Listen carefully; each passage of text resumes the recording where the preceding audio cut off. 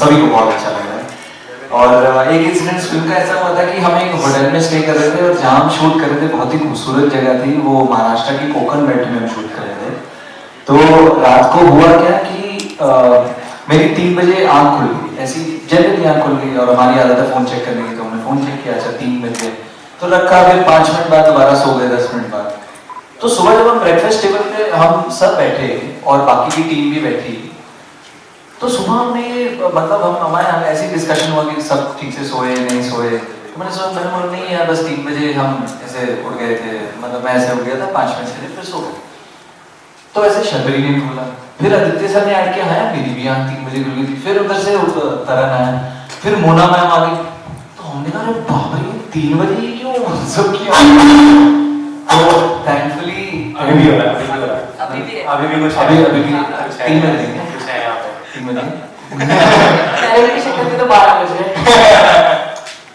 पर एक्चुअली ऐसी हुआ था कि 25 से 26 लोग थे यूनिट के, जिन सबको ये सबके साथ ही हुआ। एक होटल में हम सब रह रहे थे, वो एक तालाब के नजदीक होटल था, ब्यूटीफुल होटल था, बट 3 बजे क्यों सब उठ रहे थे, किसी को इसका एक्सप्लेनेशन नहीं था। और ये 2 या 3 रात सीधे होने लगा। फिर हमने एक पॉइंट पे सोच लिया कि देखो उठ तो रहे, कुछ हो नहीं रहा है, अभी कुछ दिख नहीं रहा है, कुछ आवाज नहीं रही, हमारे साथ कुछ हो नहीं रहा है, हम सिर्फ उठ रहे। तो बोले उठते 5 मिनट के बाद सो जाते, सुबह काम पे चले जाते, तो हमने उसको छोड़ दिया, पर वो काफी फ्रीली था। I think ये चीज पर्टिकुलरली हम लोगों ने सुनी है। आपने पिक्चर देखी है?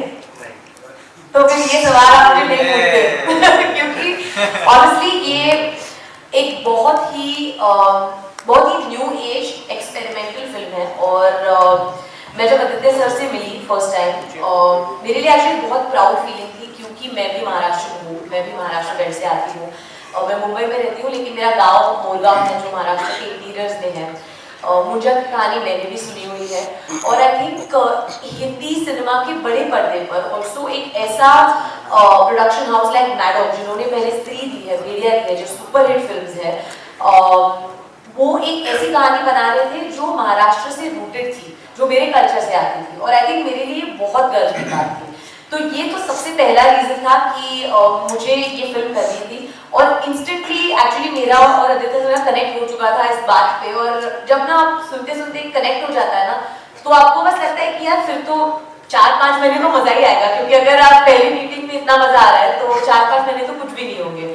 ऑल्सो फिल्म में बहुत इंटरेस्टिंग ट्विस्ट है, इन्होंने तो वो लीक कर ही दिया अभी, बट मेरे लिए वो सबसे बड़ा हाईलाइट था, क्योंकि वो एक अनएक्सपेक्टेड ट्विस्ट है।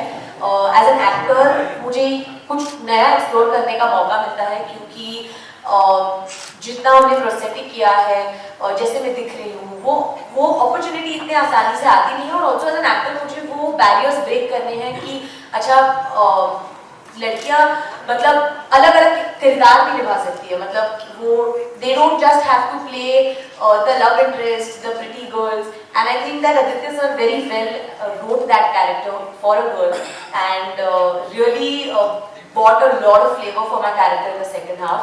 So yeah, that's right.